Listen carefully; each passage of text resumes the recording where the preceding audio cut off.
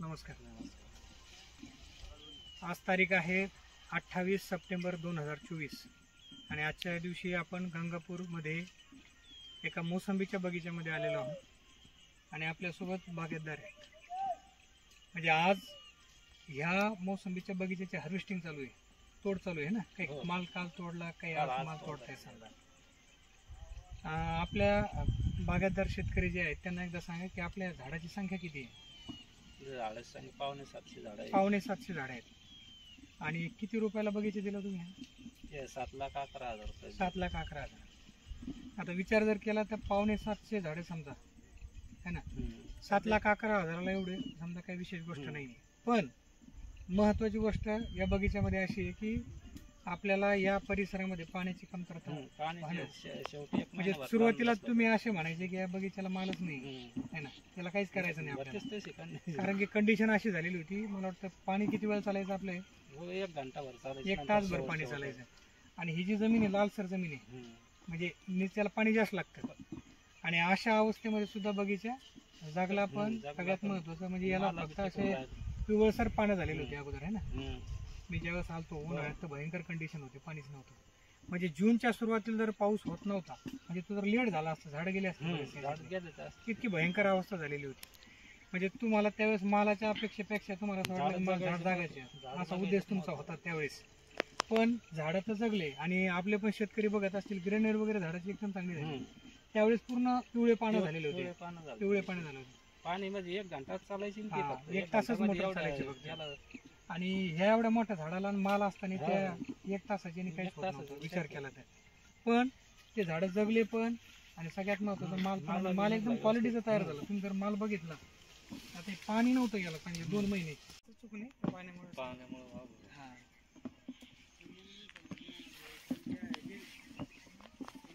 बगीच्याचे हे चांगले पैसे झाले. विशेष म्हणजे पुढे चांगला मागितलं हे महत्वाचं. पुढे म्हणजे 5 नाही माहिले माझ्या अंदाजे 7-8 पर्यंत जाऊ शकतो. हे 7-11 आणि ते 7-8 म्हणलं तर भरपूर होते.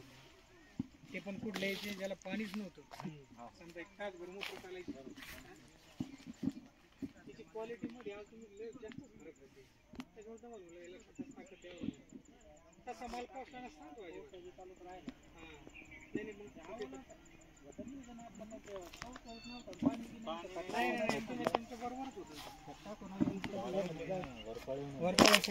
मी तोपर्यंत नव्हतं तुम्हाला पाऊस पडल्यानंतर झाडाबी लागून राहील तुम्ही याच्यात टाकून दिलं, पाणी द्यायची गरज नाही. त्यांना विशेष लावलं बुजू नका. झाड होती त्यावेळेस नेमकी झिमझिम पाऊस होता, शिपून दिलं खत. आणि गवत तर त्यांनी कटरात राहायची. आता मालाची कंडिशन वगैरे साईज वगैरे बघितल्यानंतर एकदम चांगला माल आहे ना. शेतकऱ्यांना दाखवायची साईज वगैरे एकदम चांगली आहे. साईज गळीचं प्रमाण कमी, गळ एवढी नाही. नगण्य डासाची गळ वगैरे समजा सगळीकडे डास आलेला. डास आला तर पाऊस असल्यामुळे आपल्याला बऱ्याच ठिकाणी फवारणी वगैरे घेता आल्या नाही. आणि अजून एक आमच्या शेतकऱ्याला महत्वाचं सांगा, हा गेला 7,11,000ला तुमचा आंबे बहार. आणि तुमचा मिरग बहार जो आहे तो किती पैशाला मागितला? 5 पर्यंत नव्हतं. 5 पर्यंत. तुम्ही 11 लाख त्यांना सांगितले. म्हणजे मला वाटतं कधी मध्ये काहीतरी त्याचं बसू शकतो 7-8 लाखाला. मग आता हे 7 लाख रुपये आणि ते पुढचे 7-8 जे येणार आहे समजा 15-1 लाखापर्यंत बगीचा गेला असं आपल्याला धरावं लागेल. कुठला बगीचा? ज्या बगीच्याला पाण्याची अत्यंत कमतरता पडलेली होती. 1 तासच मोटर चालायची फक्त. अशा अवस्थेमध्ये पण म्हणजे तुम्हाला खताच्या संदर्भात फोन केला होता मी जूनमध्ये. आता तुम्ही निगेटिव्ह होते, तुमचं काही चूक नाही.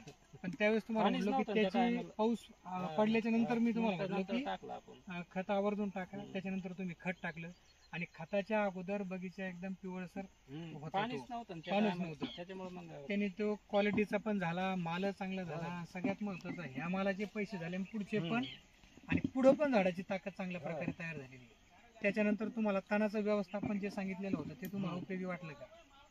हे मागच्या वेळेस सांगितलं होतं तुम्हाला आहे ना. ग्लायसेल वगैरे त्याच्यात मारू नका समजा. तुम्ही मागच्या वेळेस एकदा मारलं होतं त्याला, फायदा झाला. हा ते तुमच्या लक्षामध्ये आलं. त्याचा तोटा काय? आता बऱ्याच शेतकऱ्याला असं वाटतं की ठीक आहे गवतामध्ये फिरणं, ठिबकच्या नळ्या चेक करणं वगैरे कंडिशन होतात, पण गवत बगीच्यामध्ये गरजेचं आहे. आता बऱ्याच शेतकऱ्यांना ह्यावेळेस त्याचा मोठा अनुभव आला. भापीची गळ वगैरे बऱ्याच ठिकाणी झाली. आपल्याकडे भाप हा प्रकार दिसत नाही. आपण मारलं ती आहे ना, पाऊस लांबला तरी पण ते प्रॉब्लेम मागच्या मोठ्या प्रमाणात मागच्या गळ झाली होती. आणि हा बगीचा मागच्या वेळेस माझ्याकडेच होता, पण गळ झाली तणनाशक मारलं त्याच्यात, तणनाशक बेसुमार मारलं एकदम, गवत जळायला पण सगळा माल बराचसा निम्मा अर्धा माल खाली आलेला होता. म्हणून तणनाशक नको त्याचं झालं. पाण्याचं नियोजन असेल, तुमच्या तणनाशकाचं नियोजन असेल, मेहनतीचं नियोजन असेल, रोगाचं नियोजन हे व्यवस्थित प्रकारे व्हायला पाहिजे. कारण तुमची एक चूक जी आहे ती फार बेभावात जाऊ शकते. म्हणजे आज बऱ्याच ठिकाणी अशी झालेली आहे. तर तुम्हाला जे मार्गदर्शन वगैरे केलं म्हणजे याचा फायदा तुम्हाला झाला का? नाही फायदा झालाच ना, आज थोडं नाही बा. आता हा. बाकीचे बगीचे पाहतो ना आपण, आपल्या याच्यानं अनुभव घेतोच ना आपण. आणि तुम्ही पण ज्या गोष्टी मी सांगितलेल्या आहेत त्या वेळोवेळी तुम्ही केल्या, हे महत्वाचं आहे. तुम्ही सारखं ते कॉन्टॅक्ट मध्ये असं सर हा प्रॉब्लेम झाला. काही काही ठिकाणी शेतकरी संपर्क पण मध्ये मध्ये करत नाही समजा, है ना. संपर्क नाही, करणं गरजेचं आहे. तुमचा प्रॉब्लेम काम झाला, असो तुमचा नसो, संपर्क असो तेवढा फरक होतो. हा, थोडंसं फरक ओझं होतो. का अटॅकचं जी प्रमाण गोष्ट कमी आज होतं. करायची ती जर तुम्ही 15 दिवसांनी केली तर मग प्रॉब्लेम होतो ना. आज त्याचं आमच्या सोल्युशन पेक्षा परत तुम्ही बदलू शकतो. 4 बगीचे जास्त असतील तुम्हाला प्रॉब्लेम माहितीच राहतो. पुढं आणि काय येईल, माझं पुढचं होतं. असं काम आहे की योग्य आणि म्हणजे जे गरजेचं आहे हा, त्याच तेच. प्रकारचं द्यायचं आणि त्याच त्याच्यात- प्रकारचं मार्गदर्शन करायचं. बाकीचं एवढं वाईट पद्धत करता नाहीच नाही. आता माल वगैरे एकदम चांगला निघतो बगीच्यामध्ये. आता आपण तिकडे गेलो असतो शेतकऱ्यांना दाखवायला, पण भानगड अशी की त्यांनी मोबाईलवरती गाणे वगैरे लावले आणि त्याच्यामुळे आपल्याला तिकडे जाता यायचं नाही. आपला आवाज कमी, गाण्याचा आवाज जास्त यायचा. पण तुम्ही तर म्हणजे शेतकऱ्याला पण फोन करू शकता. यांचा अगोदर पण एक व्हिडिओ मागच्या वेळेस बनवलेला होता. मागच्या वेळेस याच्यापेक्षा चांगल्या क्वालिटीचा माल होता. यावेळेस थोडंसं पाण्यामुळे म्हणजे मालाची संख्या मागच्या वेळेस जास्त होती, पण एका तणनाशकाने तो प्रॉब्लेम झाला. प्रॉब्लेम झाला. दुप्पट पैशाचं जाण्याचं बगीच्याचे निम्मेच पैसे झाले होते मागच्या वेळेस. ठीक आहे, तुम्ही आमच्यावरती जो विश्वास वगैरे दाखवला त्याबद्दल तुमचे खूप खूप धन्यवाद.